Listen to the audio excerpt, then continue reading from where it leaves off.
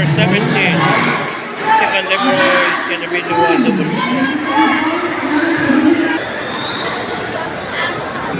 Corner officials ready. Corner number 17.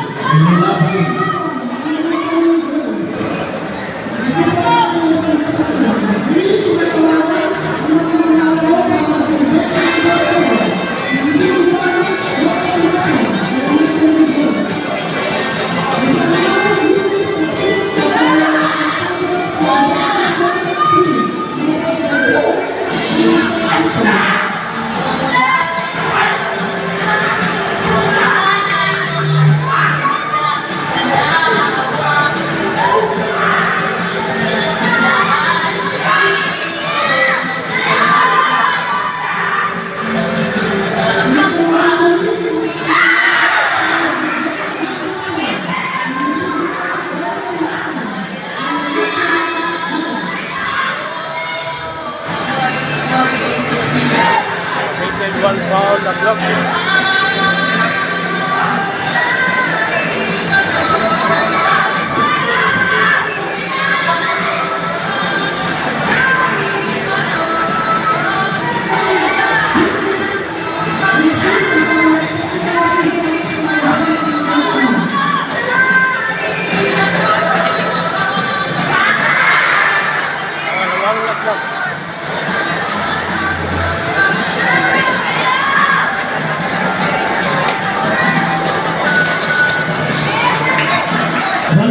And 6 seconds. 1 minute and 6 seconds.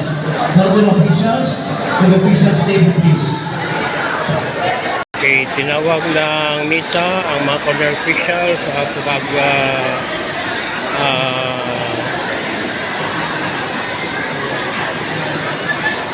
prove ng mga paglabag na nagawa ng mga manlalaro na dalawang laglag. Please show your scores. Judge 1, 9.3. Judge 2, 9.5. Judge 3, 9.4. Judge 4, 9.1. And Judge number 5, 1.5. Thank you. Okay, so yung mga score ng mga judges ay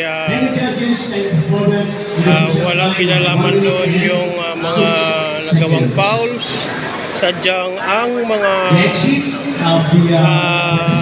pagbabawas doon ay nasa misag na pinagtibay ng mga corner judge. Yung dalawang foul ay deduction ng deduction ng 2.2 points. 0.2.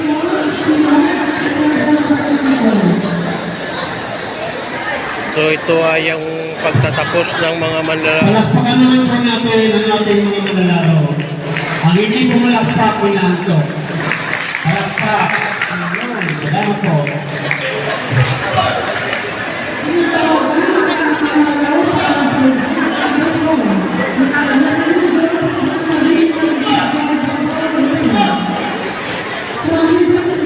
Okay, ang susunod dito ay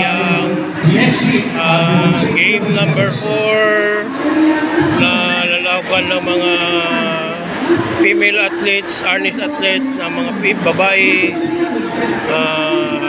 individual double weapon. So nakahanda na sila dito. Yan. Ito yung mga maglalaro sa sekundarya dito sa baba. Okay, nakasunod-sunod na sila, na-check na yung kanilang mga weapon, mga sandatang gagamitin kung okay, nakaayos na sila, at set na yung mga judge, na-judge sa sekundarya. Tulad din sa elementary, nakahanda na rin ang division ng elementary para sa single, individual, double weapon event ng mga malalarong kababaihang kabataan. So inihanda na ng second batch ng panel ng mga judges yung kanilang misa para sa game number 4.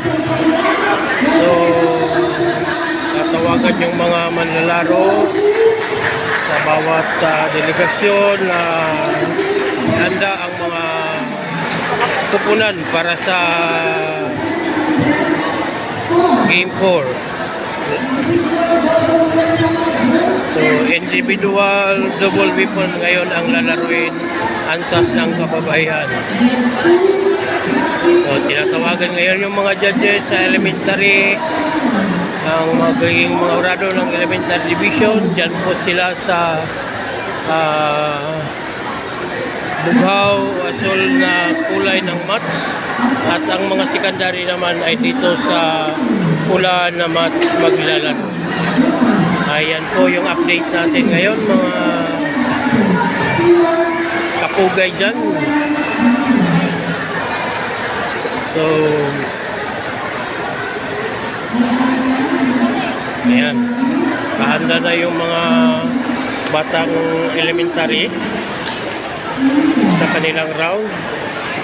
So, hindi nga lang natin ma-focus yung elementary ng mga elementarya kasi nandito tayo sa side ng mga secondary. So, mas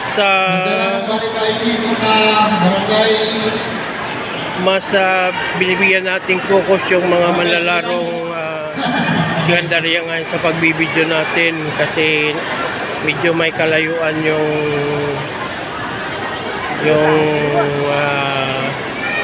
mas malayo sa atin yung match ng or court ng mga elementary. Ayan sila. So, nakanda na yung mga visiting natin sa na hahatol sa laro ng ito.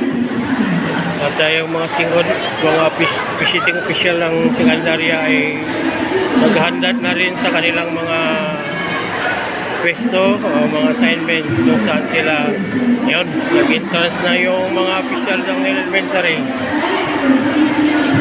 Yan ang mga mag-officiate sa elementarya na kababayang malalaro ng arnis. Nag-entrance na sila. So, habang ang sekundarya ay naghahanda pa lamang, yan, nagpalit ng mga score sheet, yung mga misa ng mga horado. So, yan. So, ang elementarya ay magsisimula na. So, pipisto na yung mga opisyal sa kanilang mga misa, yung mga horado. 5 horado at 2 corner judge.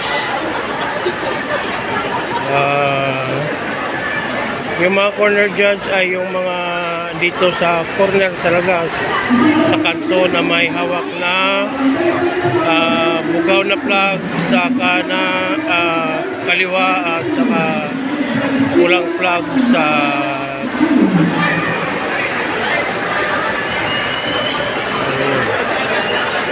sa kaliwa yung bugaw, sa kanan yung pula. Okay, so yun ang entrance ng manlalaro ng elementarya. So yung malakas dito sa elementarya ay yung unit 3. Yung mayroong uniform na yun, yung pangatlo na pangatlo na bata. Sila yung malalakas na manlalaro dito. Judge number 1, Saka yung yellow at saka black Mr. Stanley, na uniform. Judge number 3, Mr. Okay, so tinatawagan na dito sa kabilang court yung mga visiting ng mga secondary. Mr. Nelson, yeah. Yan sila. Applicant Judge, Mr. Arnel Virac, corner officials. So handa na rin yung mga manlalaro dito.